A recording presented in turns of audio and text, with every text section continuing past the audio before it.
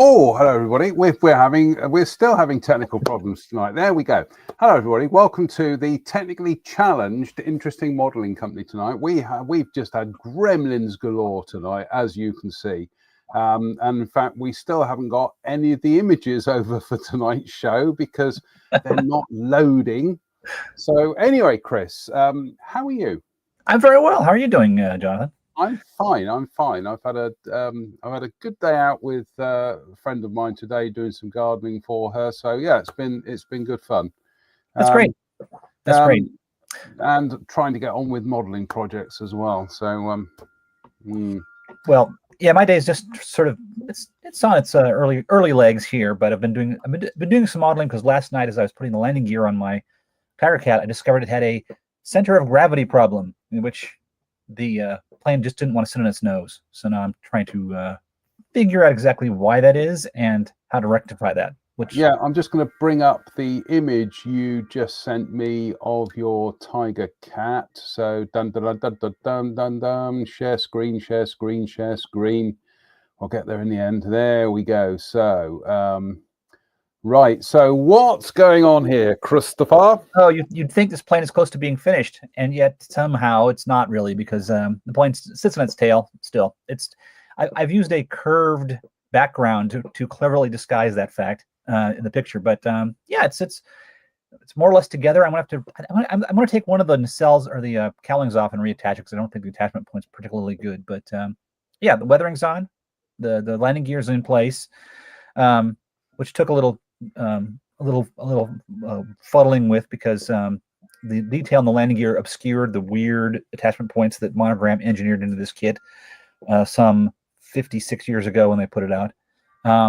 But yeah, it's getting close to being done, and I'm pleased with the way it looks now.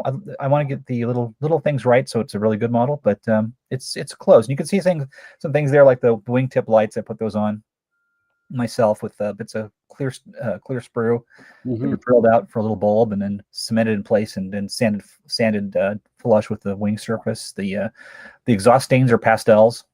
The chipping is mostly real chipping. I painted it silver first, and then painted it black, and then attacked it with a X-Acto knife. And then yeah, and a little bit of color modulation, you might say, for the nose, just to match the Lou Drendel book painting, which I thought was really nice.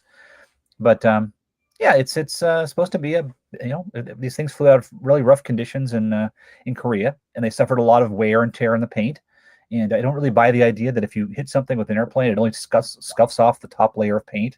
I've seen a lot of these aircraft where you can see blue and then chromate yellow and then silver, and it's like, I don't think that's what was going on. It wasn't layer after layer wearing away. It was paint giving away because people stepped on it, or because a branch hit it, or something like that.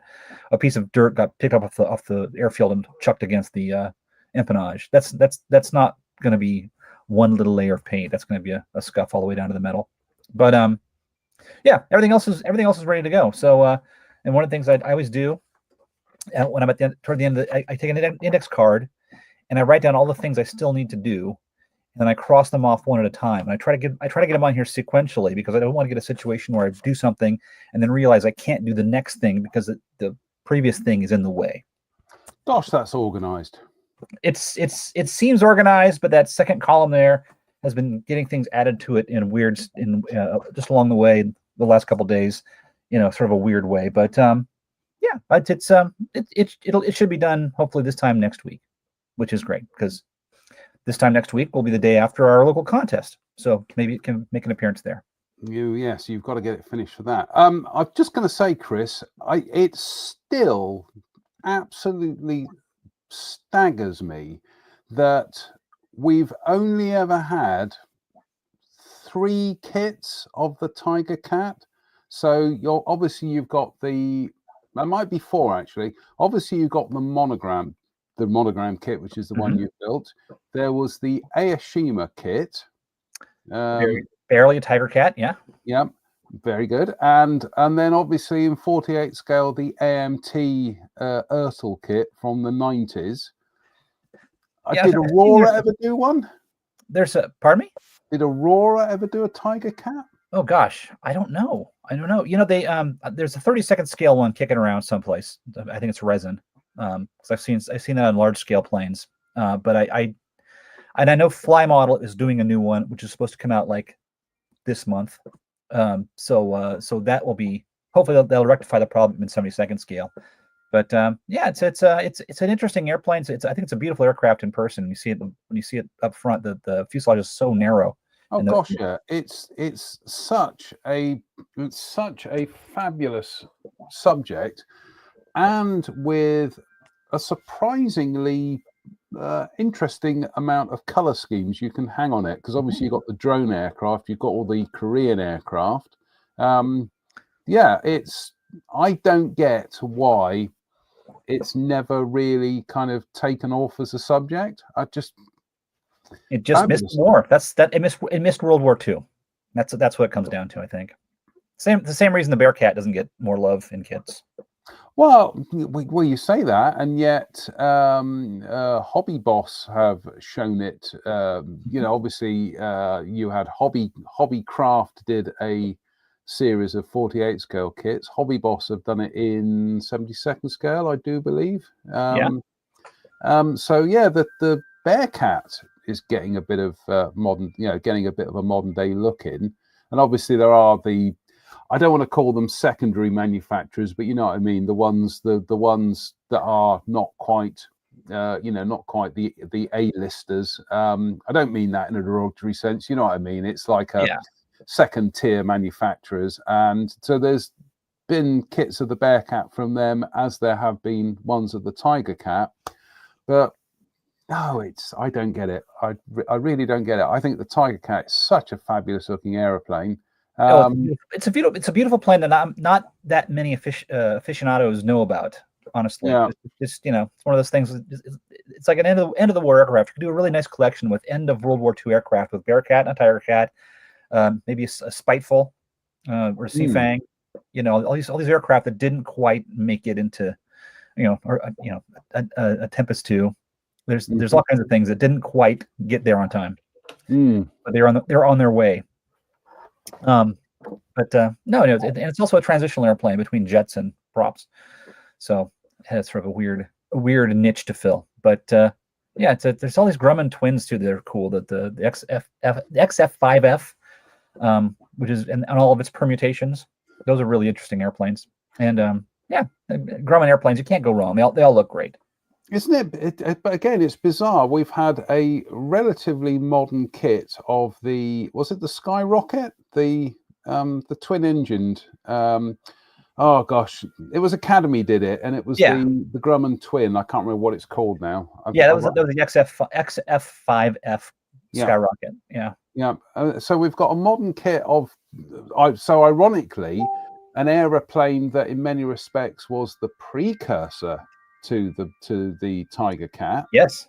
But where is the modern kit of a Tiger Cat? Which one are you going to be able to hang more color schemes off of?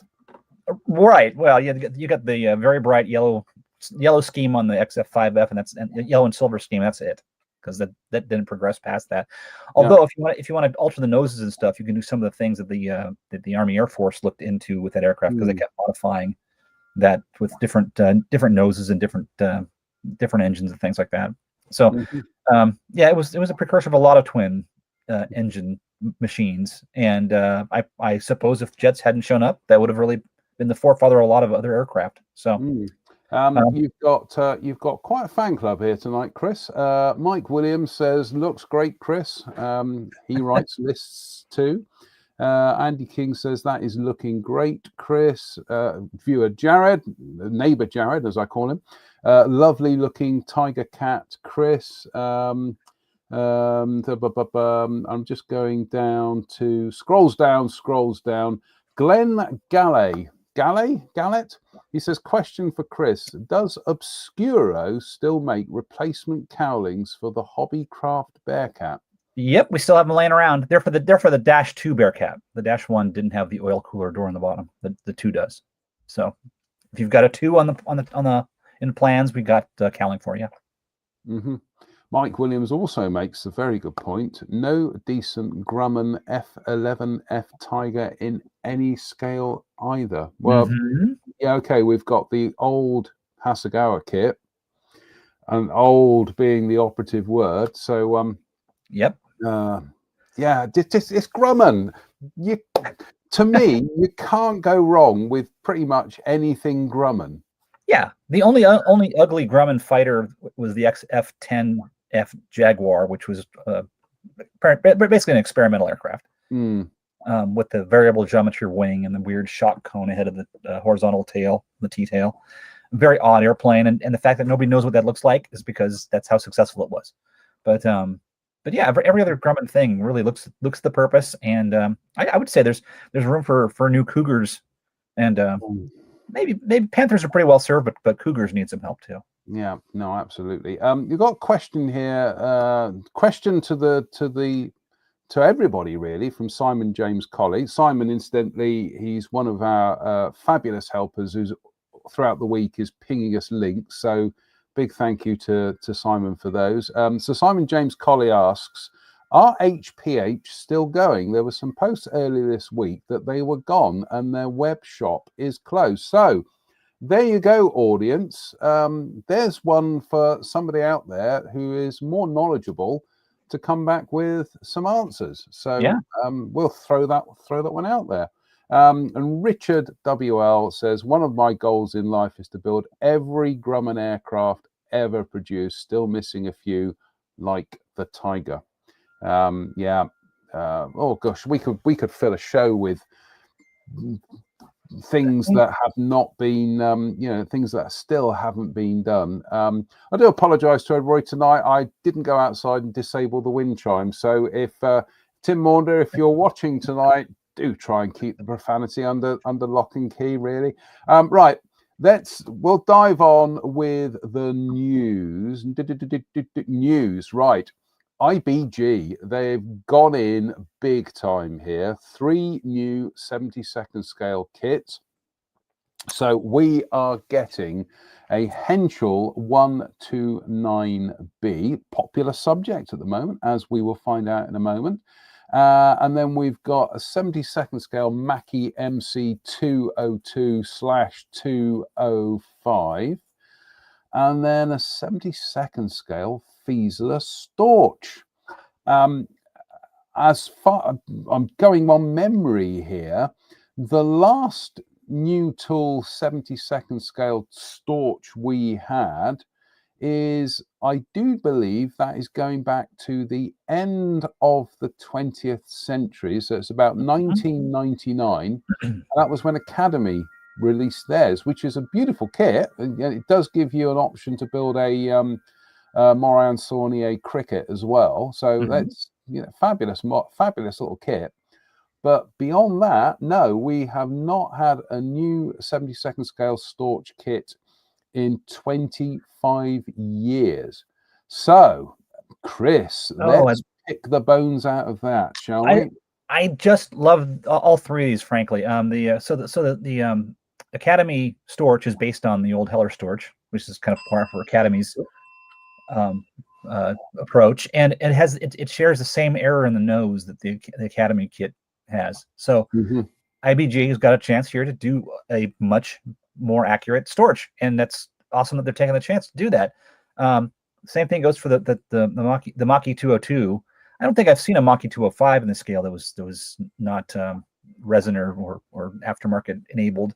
But I just built a 202, and that requires some work around accurizing the fuselage and stuff, and there's not a lot of detail in the wheel wells. So bang, perfect chance for IBG. And the last HS 129 in 72nd scale was Italia, and that was very, very, very long time ago. My friend Angela gave me a copy with some aftermarket parts, and Angela's been departed from this earth for a very long time now. So I have a personal stake in making a good 129 at some point. But really good selections, and it's funny. I think a lot of companies would have said, "Oh, there's already kits of these subjects," whereas IBG's just saying there's not any new kits of these subjects, and they come in a multitude of color schemes. All three of these things, we should go for it. Well, as we are wont to say on this show, other people's kits do not make money for other manufacturers. So Yep. Unless they're polybagging stuff in. So yeah, if somebody else is doing doing a Mackie, say Italeri do a Mackie 202 or they do a Henschel 129, that's not making any money for IBG. So yeah, it's and the window here is great for them because all the competitors are old kits, and there's plenty of room now with modern technology to do them better and more accurately. Yeah, no, absolutely. And I was just going to say, yeah, the amount of color schemes you can hang on all three of these is, they're good choices. The aftermarket decal people are going to love these as subject choices. So yeah, quite frankly, all three of them get my attention, but possibly the Storch more than anything else, because it's an aeroplane I've got a bit of an affinity with rather.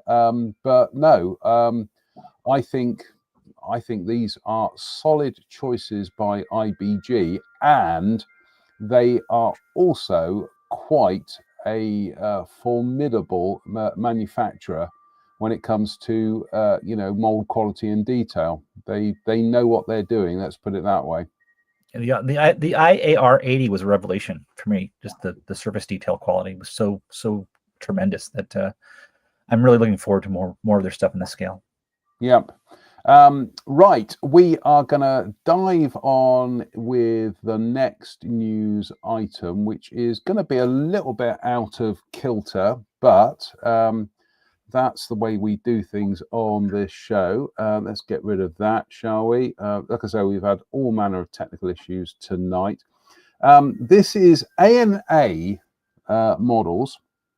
They're doing a 72nd scale HA-300.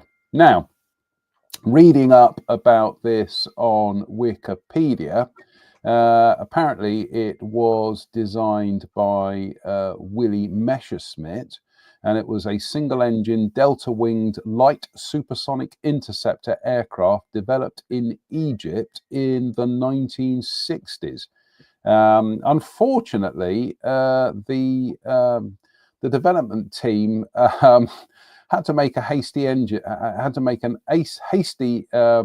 exit from Egypt after receiving multiple death threats from Mossad. So Egypt chose to establish close contacts with the Soviet Union and purchased Soviet aircraft. But that's the actual aeroplane. Goodness me, there's quite a few influences going on there. The cockpit looks like it's off of a fallen gnat.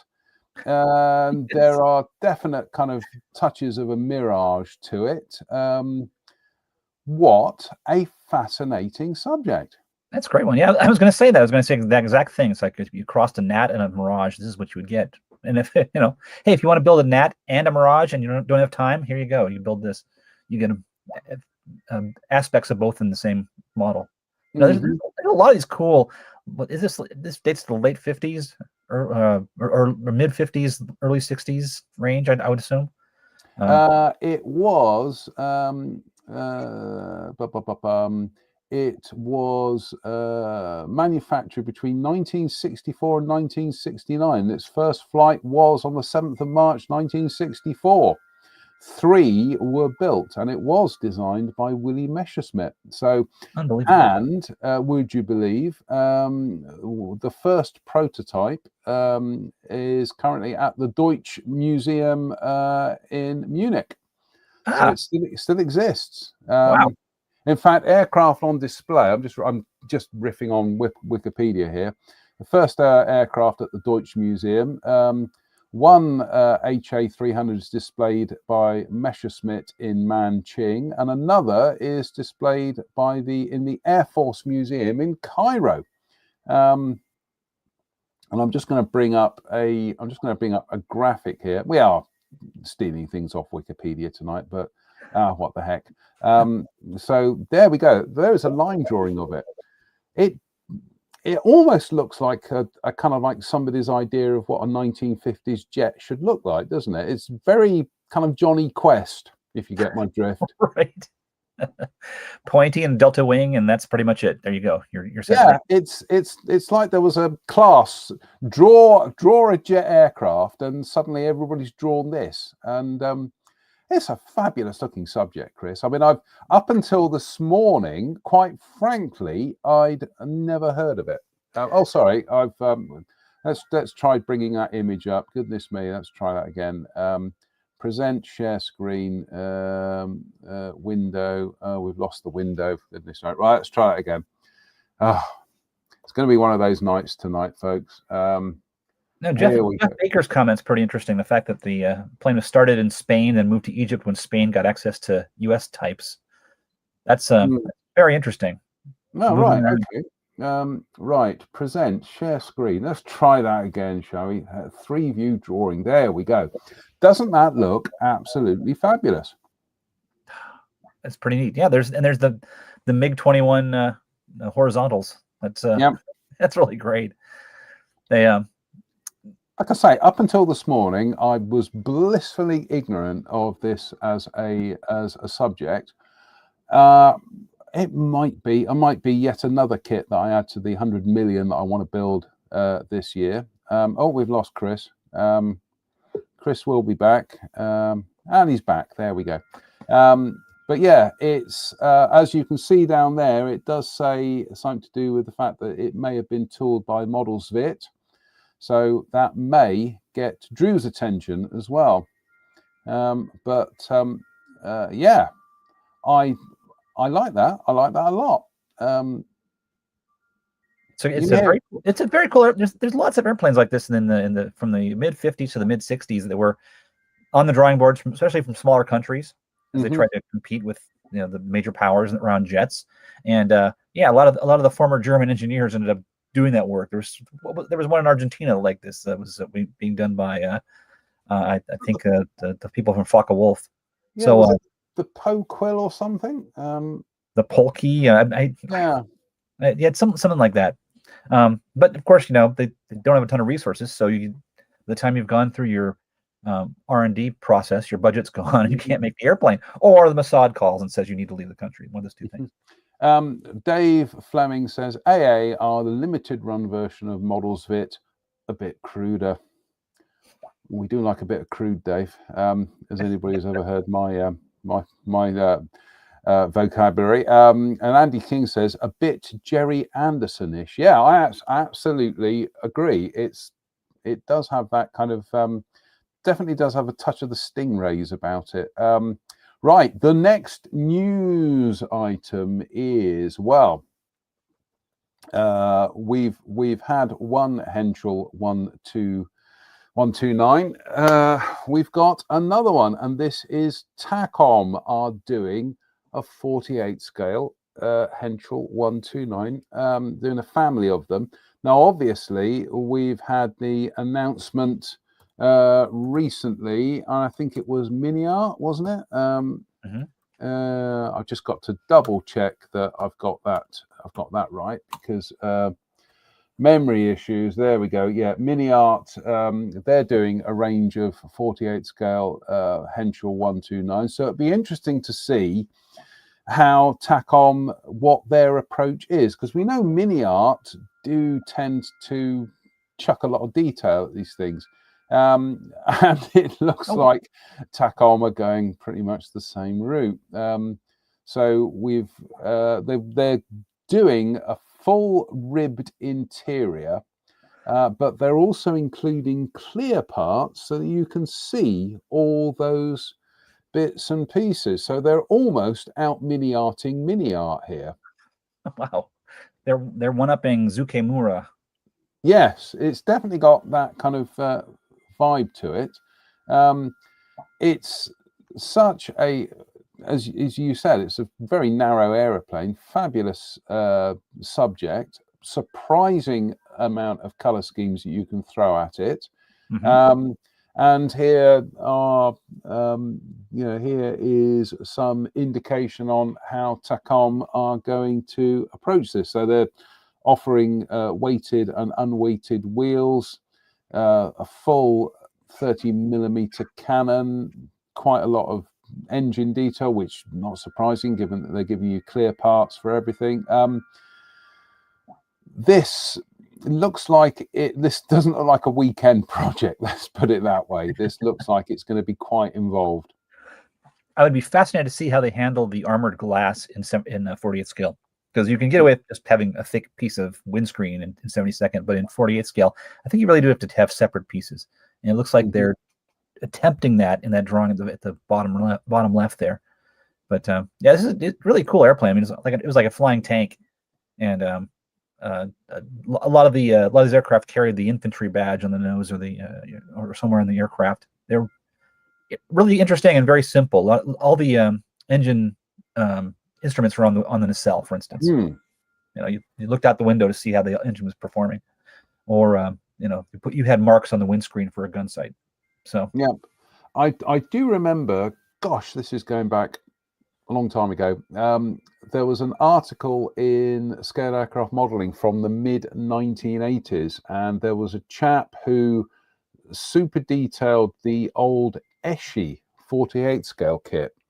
And he did an absolutely bang up job on it. But one of the things I remember from the article was the fact that there were instruments on the engine nacelle. So the pilot would just look out the window and see, see how the engine was doing. It's, when you see the aircraft, I mean, it's claustrophobic is an understatement. It's essentially, it's like a single seat fuselage, but with twin engines. It's, yeah. Now, that said, the twin engines are Larone engines, and when they first started the airplane, they were planning to use those Argus engines they used on the FW-189. Not very powerful engines, and so with the fall of France, they were able to put these other engines on that they captured, which were moderately better, but it was still a pretty underpowered airplane. It was the German version of an IL-2. Let's go out there and you're kind of expendable. You're part of the ground forces. Go do your thing, and if you come back, great. Right. The next news item tonight is Airscale. Now they are following up their quite magnificent looking 32nd scale Bolt and Paul Defiant with another single seat British fighter. Hawker Typhoon Mark 1B in 32nd scale. So this again is going to be 3D printed, but this is in partnership with Typhoon, fundraising in partnership with Typhoon Legacy for 2025. And these are the early stages, although Airscale do say that they hope to have the kit released in about 4 months. But again, this just looks incroyable, as the French would say. In fact, there we go. That's the word we're looking for, incroyable. Yeah, this... Again, Hawker Typhoon, how many color schemes can you hang off these early ones? Surprising amount.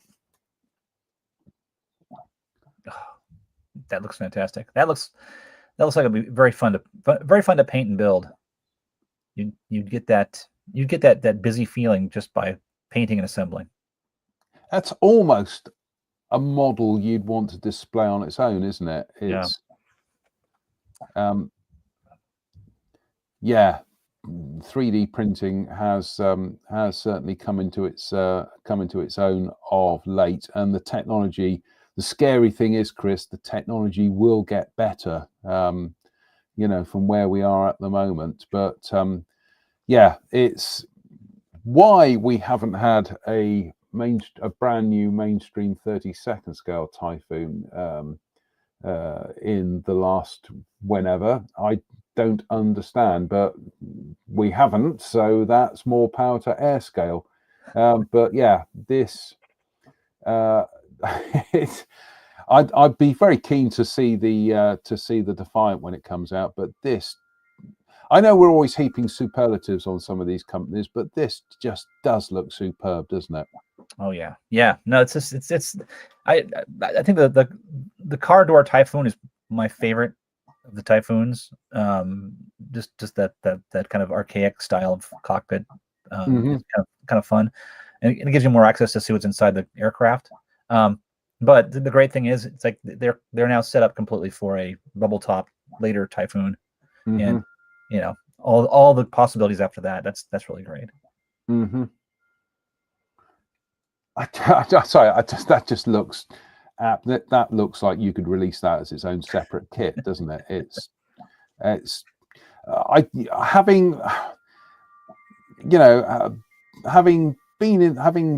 of like been a modeler for 100 million years now. It still staggers me that we have stuff coming out that just takes my breath away. And this looks absolutely brilliant. So well done, Airscale. That looks quite spectacular.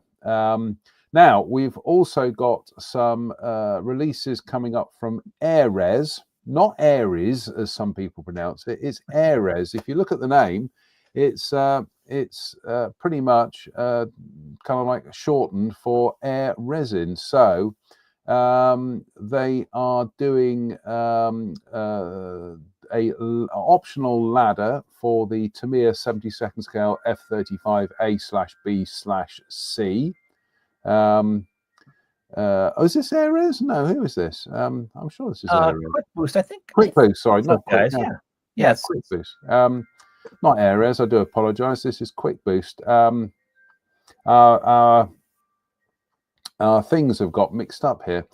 This is Quick Boost. They're doing opened in-flight refueling slipway door for the 72nd scale Great War Hobby A10A/C.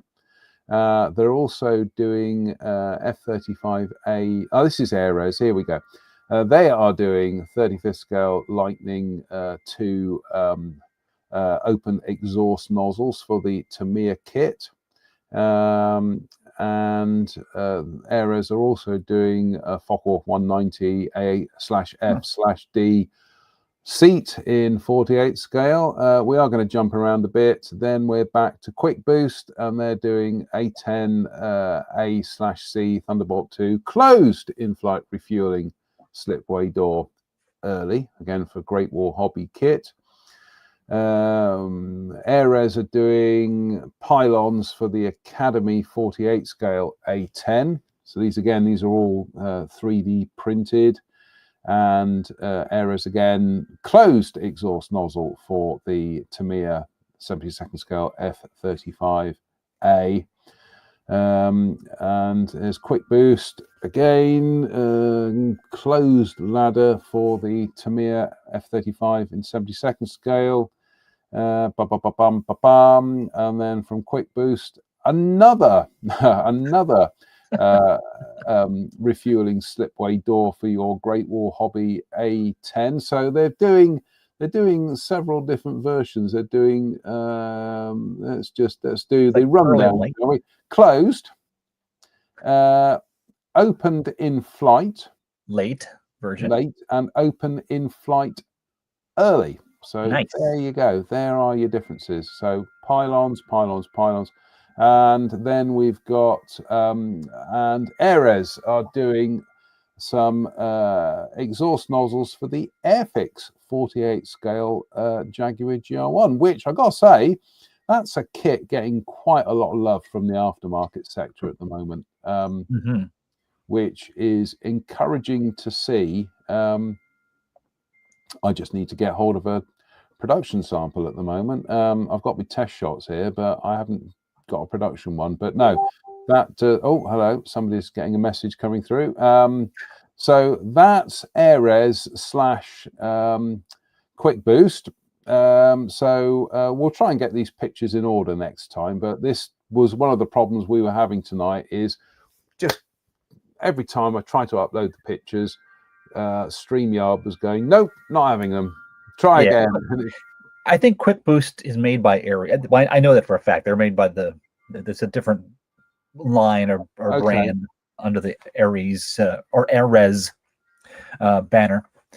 Ares, I've been using Ares parts for 25 years at least, and I know they kind of developed a reputation early on for being not the best fitting parts. So I can see where they would start Quick Boost, which is the idea is being you don't have to cut anything or do anything crazy. Just use these as drop-in parts, and it's probably pretty good marketing. And 3D printing is probably going to rectify their fit problems, I would hope. Oh gosh, yeah. No, it's going to it's 3D printing really is. It's let me qualify this. It's I do feel slightly bad for traditional sculptors, because as we'll see in a moment, 3D printing is just making figures that much more, I don't want to say straightforward, but you know what I mean. It's you've got to invest in the tech to do it, but once you've got it dialed in, as we will see with local company Model U, based just up the road in Bristol, and they're doing some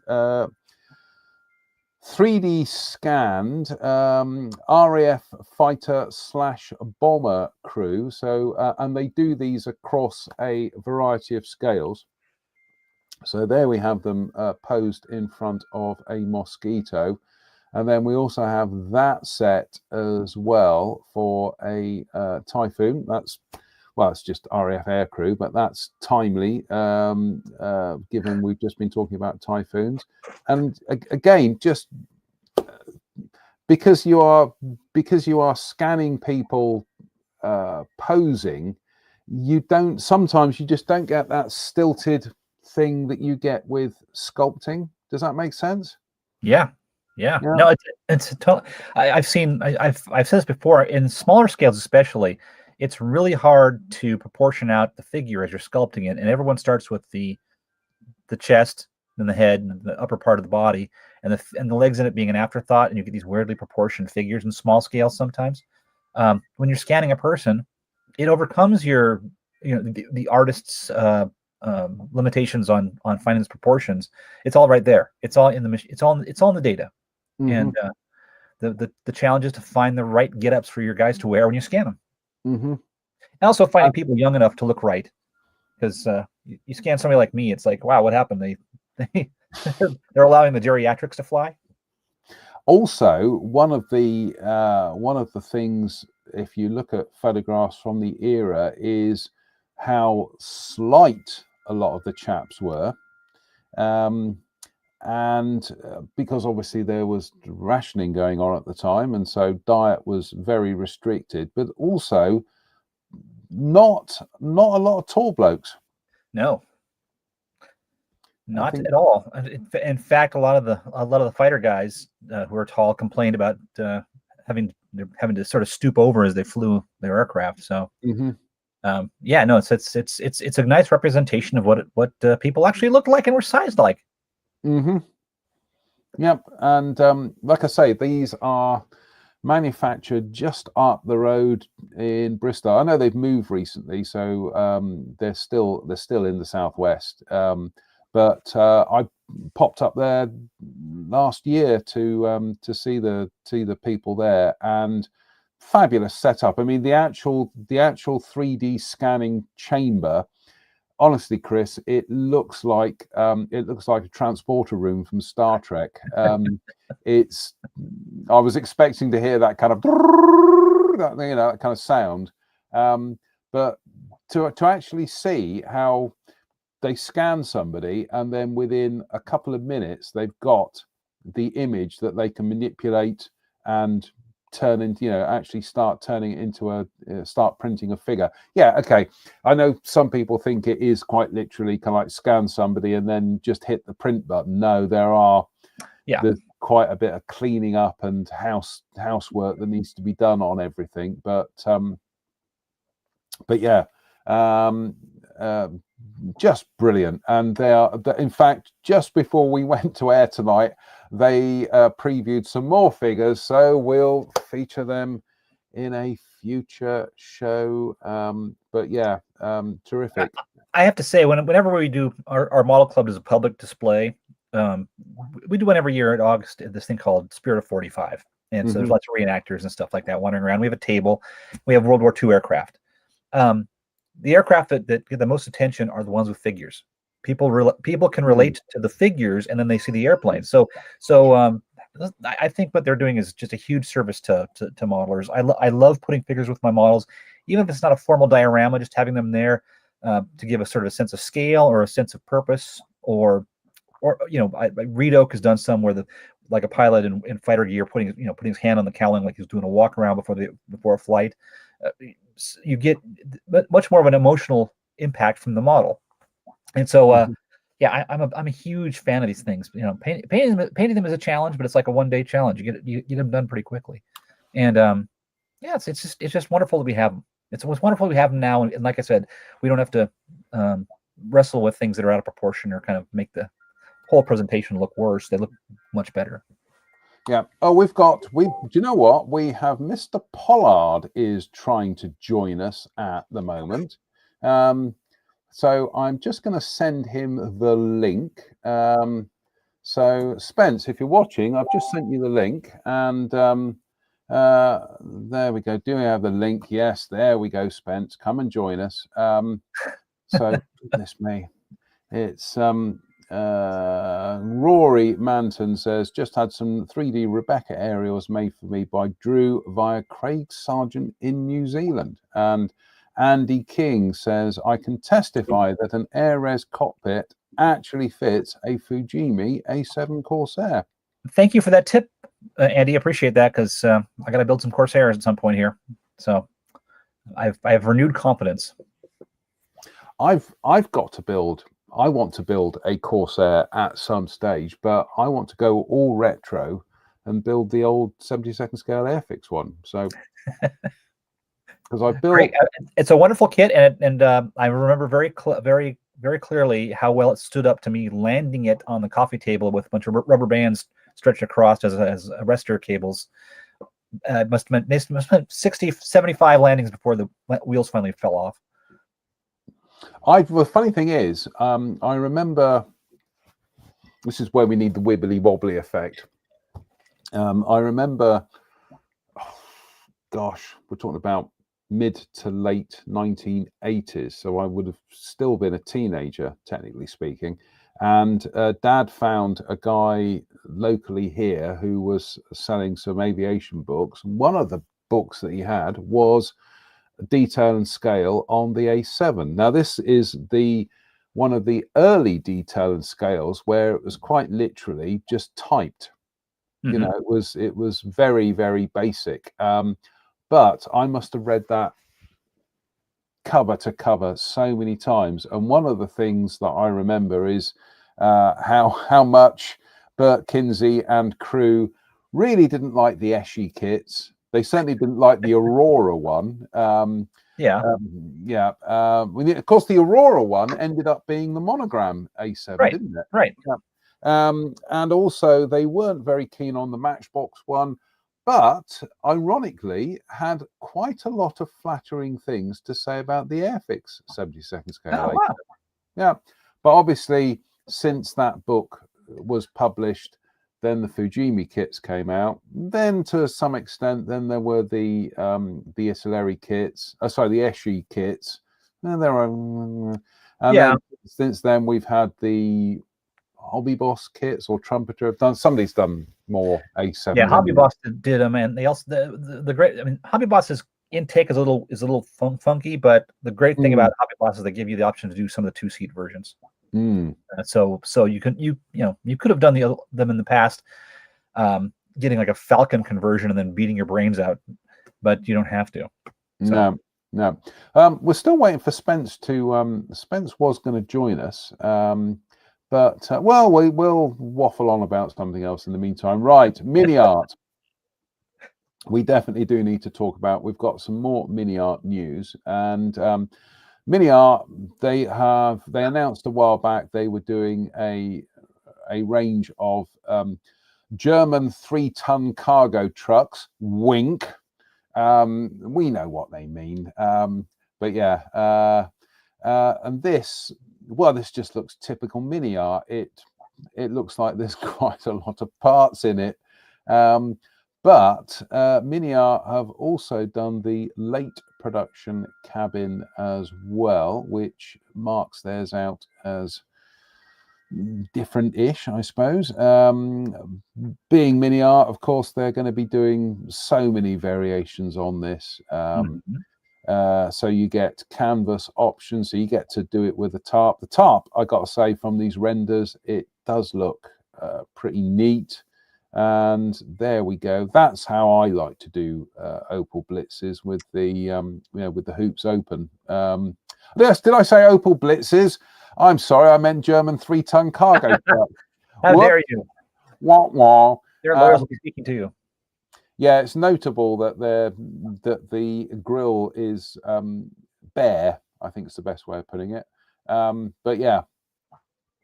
Yeah, that's the kind of thing. I've seen some aftermarket sets, not for this particular kit, but other kits that have copyright issues with logos and things, where the photo etch people sneak just inconspicuously onto the corner of the tree a logo, just for that authenticity. I gotta say, this looks absolutely beautiful. Again, add that to the great big long list of things that I'd want to build. Oh, it's just so frustrating, Chris. It's such a great subject. There's so much you can do with it, and I think that these renders show, the detail in the cab and stuff like that. It's again we're in a time when anything that comes out these days is probably going to deliver a really uniquely high standard of quality and detail that we aren't used to. I mean, frankly, trucks used to be sort of I think for a lot of companies a throwaway subject, right? Mm-hmm. I think it's fair to say, looking at those tires, that this is probably mini art do have an ingenious layered system to doing their tires on kits. It can drive you nuts to some extent, but when everything falls on top of each other, and it just creates the most exquisite detail.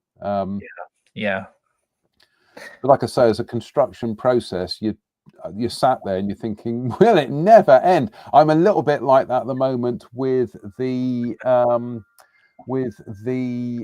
just trying to remember what it is I'm building here at the moment. It's the ICM Montes Caravan, and it's absolutely fabulous kit. But there are so many bits, and there are so many bits where you're having to jump across 3 different sprues to make one item. So right. it could be something like a table, but parts of the table are on one sprue, the legs are on the other, and the details are on another. And it's just, yeah. But no, this looks terrific. So yeah. Now more mini art. We're not even going to have a break here. We are going to dive on, and in 35th scale, they are doing a Fordson tractor, land utility tractor, standard N, they're calling it here, mod 1935. Although it does have written on the side Fordson. But yeah, there were some other pics. I'm just going to go to the mini art fan page on Facebook, because there were some terrific pictures posted on there.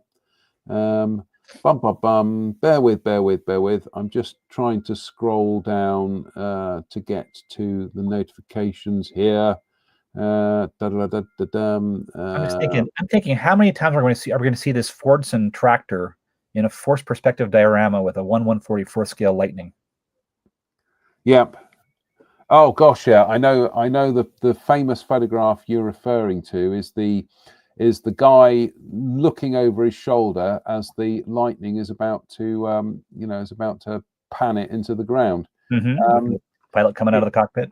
Yeah, that's the one. Right, share screen, share screen, share screen. So we are indebted to, there we go. Oh, that's nice. We are indebted to, I've forgotten his name now, Dimitro Kolesnik. So he's put up some photographs on the Mini Art fan page. So there is the Fordson, or Land Utility Tractor Standard N Mod 1935. He also, that was the trailer that we talked about last week, which I gotta say, I love that. I just think that's so utilitarian. The Razorback Thunderbolt in 48 scale, and an item we're going to talk about in a second. That's the GMC Wrecker. And that's the repair truck. Now, brace yourselves. What about this? This obviously ties in with last week's news item about the gangster Ford that we were showing. These look terrific. I'm sold. I want a set of these. My figure painting sucks, but I don't care. This combined with the Ford Gangster that they're doing, I'm in. I want in. That's pretty cool. Yeah, it's gonna play that Ennio Morricone soundtrack from the Untouchables as you're building them. Yes, yeah, absolutely. But yeah, this. So yes, it just looks fabulous. Again, surprise announcement from Mini Art. So yeah. Right, let's play catch up with some comments, shall we? Andy King says that Fordson tractor will be handy for 35th scale World War II RAF dioramas. Do you know what, Andy? To be honest with you, I think you could probably get away with putting that in some 32nd scale aircraft dioramas. I think if anybody's going to stand there and go, "Oh, I can say the size difference," no, you really can't. Brilliant idea from Mike Williams. Need to paint that gangsters in the car in black and white like the old movies. You know, Mike, somebody's going to do that for Telford. Yeah. And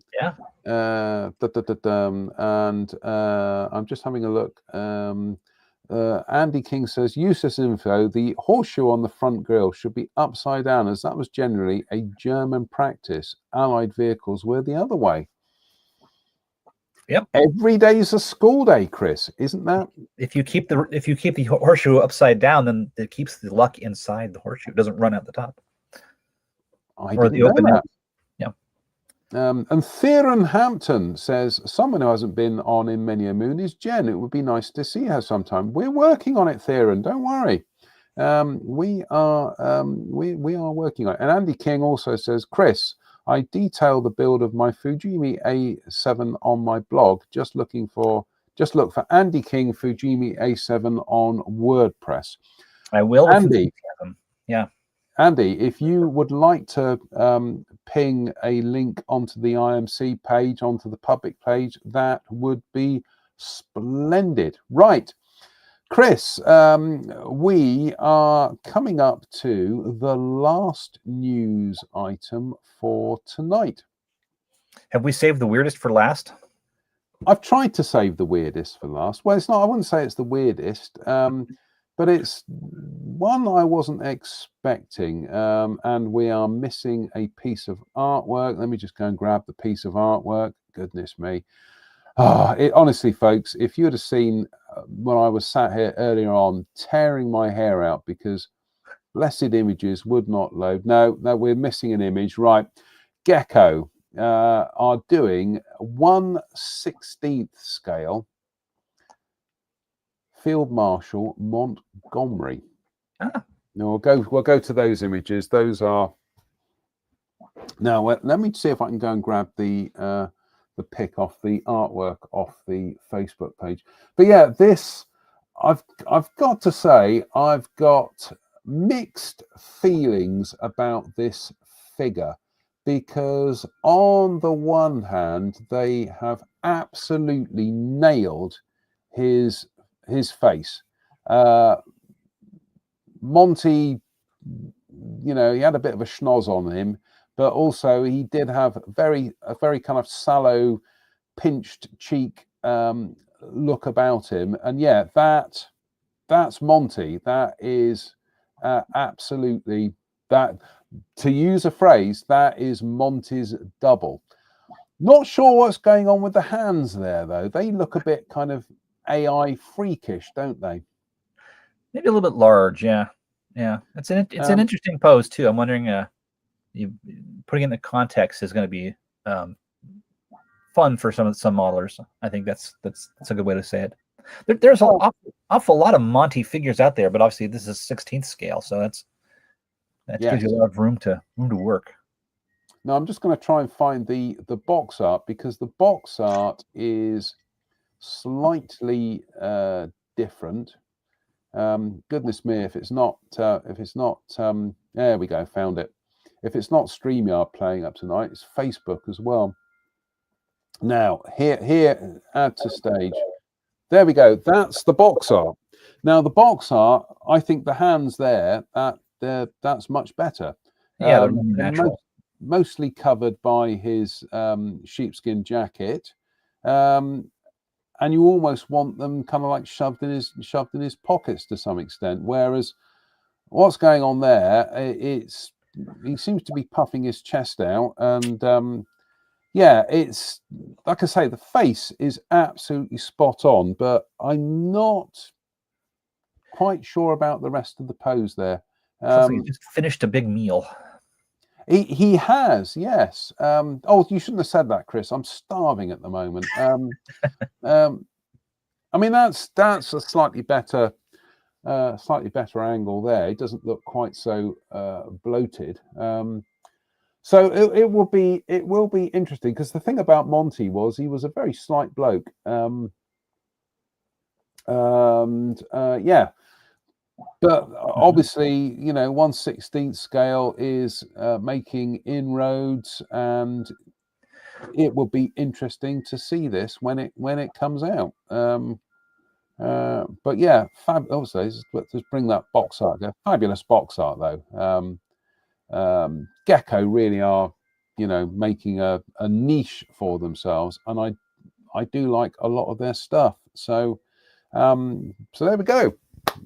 That was Monty's Double. You ever seen that film, Chris? I Was Monty's Double. No, I have not.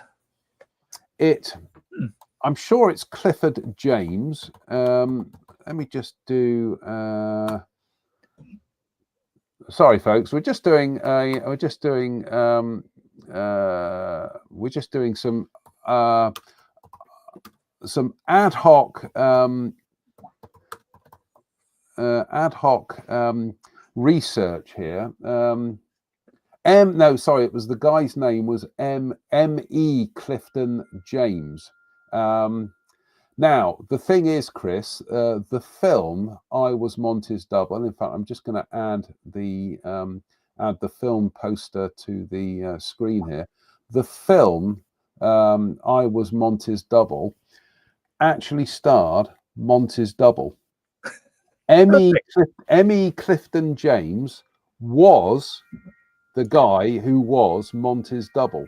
M.E. Clifton James as himself as Monty. Yeah, that's mind blown. I know. Pretty authentic. Yeah, that's great. It's a terrific film. There's probably people watching this at the moment thinking, "Oh, goodness sake, we're going into this JM's Film Club here." But no, it is a terrific film. It's got Johnny Mills in it, so anything with John Mills in it is always terrific. Also, a very early starring role for, and I've forgotten his blessed name again. Oh, there we go. Look at this. Look at the cast list here. M.E. Clifton James as himself, John Mills, Cecil Parker, Patrick Allen, Leslie Phillips, who is a comedy actor from this country, Michael Hordin, Marius Goering, Duncan Lamont, Sid James from the Carry On films, John Le Mesurier from Sergeant Wilson from Dad's Army, Alfie Bass, Lemmy from Journey into Space. But it was also, oh goodness me, he isn't up here. It's the guy who played the KGB agent in the Bond films. I'm having a real senior moment tonight, Chris. Oh dear. I know it's. I'll remember his name in a second. Here we go. Scrolls down. No, it should have his. It was General Gogol from the Bond films. Oh, let's just do General Gogol. General Gogol from the Bond films, and it was played by Walter Gotel. Of course, it was Walter Gotel. So he has an early starring role from Walter Gotel. So cracking film. If you've never seen it. Yeah, no, that's a good one to track down. There's a lot of films that if I want to recommend a film, it was to recommend a film. There's a film called Decision Before Dawn. Super generic, lame name, but it's about German soldiers who are recruited to go back behind German lines on espionage missions for the Allies. And one of the stars is Hans Christian Bleck, who actually was a German soldier in World War II, but you probably know him better from The Longest Day. He played Major Pluskat, the guy in the bunker being shelled by the naval artillery. Good movie, and not like a super uplifting ending too. So for 1950, pretty good film. And apparently it was nominated for an Academy Award, and I never heard of it until I saw it come on TV. So what's it called again? It's called Decision Before Dawn, and a lot of the stuff is filmed in Germany in 1949 and 1950. So it's pretty authentic. You know, you want a blown up town? Well, we got plenty of those. You know, you want to. The opening scene's got like a knocked out Pack 40s and a Hanomag that's on fire. Right. So yeah, it's live research on the IMC show. I've just Wikipedia'd it, and here we go. Share screen. Decision Before Dawn is a 1951 American war film directed by Anatole Litvak, starring Richard Basehart. Richard Basehart, wasn't he the commander from Voyage to the Bottom of the Sea? Correct, you are. There we go. Oscar Werner and Hans Christian Bleck. And it tells the story of the US Army using potentially unreliable German prisoners of war to gather intelligence as clandestine line crossers in the closing days of World War II. Do you know what, Chris? I've never seen that film, and I am going to have to look it up because not do you know what? Movie. Yeah. Do you know what we are going to have to do at some stage? You and me, we are going to have to do our war movies show. That would be fun. That'd be fun. And honestly, you could actually say, like, here's the model you would build inspired by that movie. Yep. Damien Mullen, thank you, Damien. He says it's on YouTube. Brilliant. Because I'm always eulogizing about the film The Train with Burt Lancaster. Mm-hmm. Oh, yep. What a film. And folks, if you've never seen The Train with Burt Lancaster, you're in for a treat. That is a belting film. That's all I'm going to say. Right, Chris. Any other business? I don't think so. I guess we'll talk to Spencer next week about his real estate development there. Scaled stuff. Yeah, we did. Spence wanted to come on the show. We did put the offer out to him and we sent him the link, but no, not a sausage. So I'll talk to him after the show. I will have words with him after the show. No, it's just technology has not been our friend tonight. So no, it's forced you to run around like a one-legged man in an ass-kicking contest. That's a very good way of putting it. Yes. So that's it for tonight. Big thank you to everybody who's tuned in to watch tonight's technical shambles. A very big thank you to Chris for joining us tonight.